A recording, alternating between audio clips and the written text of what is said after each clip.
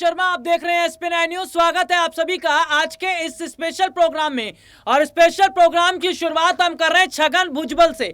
अजीत पवार के करीबी छगन भुजबल, उन्होंने कैसे एक बड़ा फैसला लेकर अजीत पवार को डिप्टी सीएम के पद तक बड़ी जगह दिलवाई।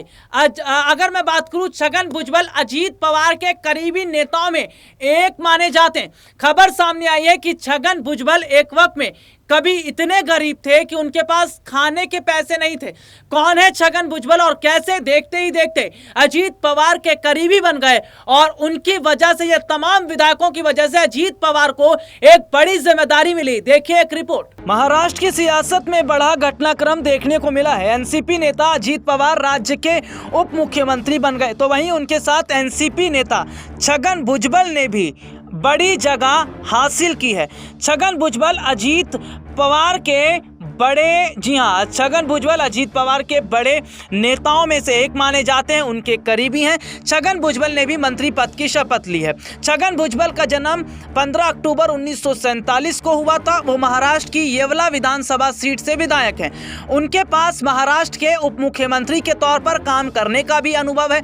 उन्होंने 18 अक्टूबर 1999 से 23 दिसंबर 2023 तक डिप्टी सीएम के रूप में काम किया था। महाराष्ट्र में वह लोक निर्माण विभाग मंत्री और गृह मामलों के मंत्री के रूप में भी काम कर चुके हैं। छगन भुजबल ओबीसी समुदाय का प्रतिनिधित्व करते हैं। उन्हें एनसीपी प्रमुख शरद पवार का करीबी माना जाता रहा है। छगन भुजबल ने 1960 में शिवसेना से अपने राजनीतिक करियर की शुरुआत की थी। राजनीति में आने से पहले वह सब्जियां बेचकर जीवन यापन करते थे।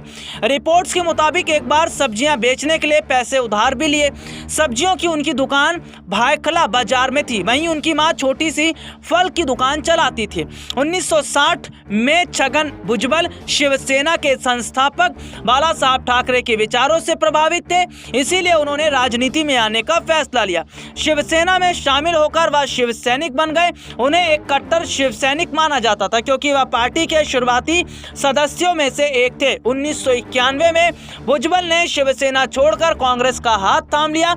शरद पवार ने जब कांग्रेस से अलग होकर एनसीपी बनाने का फैसला किया तो छगन भुजबल भी उनके साथ आ गए। भुजबल 2 बार मुंबई के मेयर भी रह चुके हैं। भुजबल 2004 से विधायक हैं। महाराष्ट्र सदन घोटाले में भी छगन भुजबल का नाम आया था। मुंबई सेशन कोर्ट ने सितंबर 2021 में महाराष्ट्र सदन घोटाले में छगन भुजबल और उनके परिवार के लोगों को बरी किया था। जिस वक्त उन्हें बरी किया गया था वह महाराष्ट्र के खाद्य नागरिक आपूर्ति और उपभोक्ता मामले के मंत्री थे। भुजबल पर आरोप लगा कि उन्होंने 2005 से 6 के दौरान बगैर टेंडर जारी किए केएस चमनकर इंटरप्राइजेस को ठेका दे दिया। ईडी ने भी एसीबी की रिपोर्ट के आधार पर भुजबल के खिलाफ मामला दर्ज किया था। 2016 में ईडी ने भुजबल को गिरफ्तार भी किया, लेकिन बॉम्बे हाई कोर्ट ने 2018 में उन्हें जमानत दे दी थी। छगन भुजबल की बात करें तो अजीत पवार के करीबी नेताओं में आते हैं। इसके साथ ही साथ छगन भुजबल ने अभी हाल ही में मंत्रिमंडल में नई जगह भी हासिल की है। बताया जा रहा है कि छगन भुजबल ने ही अजीत पवार को डिप्टी सीएम बनने के लिए आगे किया था।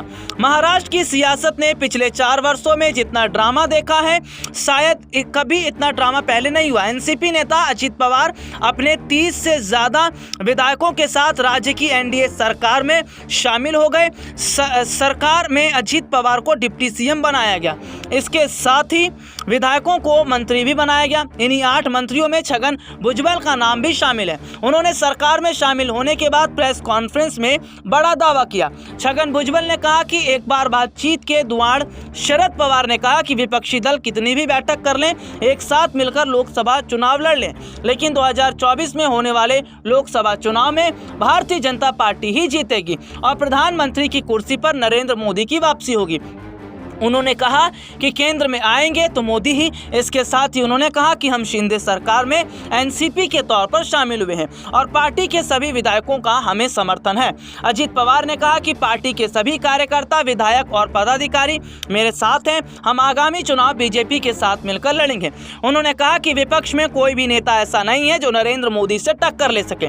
देश में इस समय नरेंद्र मोदी से बड़ा करिश्माई नेता और कोई नहीं। उन्होंने कहा पिछले 9 साल में देश में जबरदस्त जबरदस्त काम हुआ है। हालांकि माना जा रहा है कि महाराष्ट्र की सियासत में लगातार जारी उठापटक के बाद अब क्या वाकई यहां पर बीजेपी एक बड़ी रणनीति बनाती नजर आएगी और क्या अजीत पवार अब सीएम बनने की रेस में है।